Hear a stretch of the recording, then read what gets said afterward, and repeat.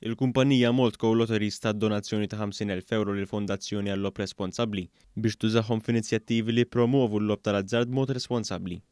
Il-manager tal-fondazzjoni Kevin O'Neill stqar kif il-fondazzjoni se taħdem aktar mal-kumpanija Moltco biex tara li l-appell tal-lob responsabbli jkun wieħed ċar. Dan għaliex minkejja li l-abbuż huwa perikolus, il-lob tal-azzard fih innifsu jista' jitgawda jekk isir b'mod responsabbli. Aħna nemmnu li l-lob għandu jkun outlet fejn wieħed jieħu pjaċir u mhux li jiġi dipendenti minn fuq dak l-outlet li jkun qed dak ir-rikreazzjoni li tkun wieħed qed jieħu. Ġifieri huwa importanti li dak il-bilanċ jintlaħaq ukoll hemmhekk. Il-kap eżekuttiv ta' Moltco sostna kif apparti din id-donazzjoni sostanzjali, il-kumpanija taħdem ukoll biex tara fil-kull min jilab dwar il-bilanċ. We believe that all gaming and all players should entertain through a responsible manner so they don't go beyond their means. This is very important for us.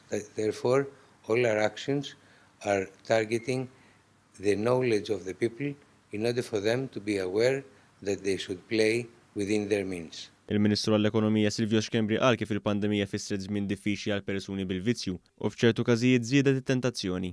Għaldaqstant irringrazzja lill-Fondazzjoni għax-xogħol utli tagħha u lil Moltco għall-kontribut finanzjarju.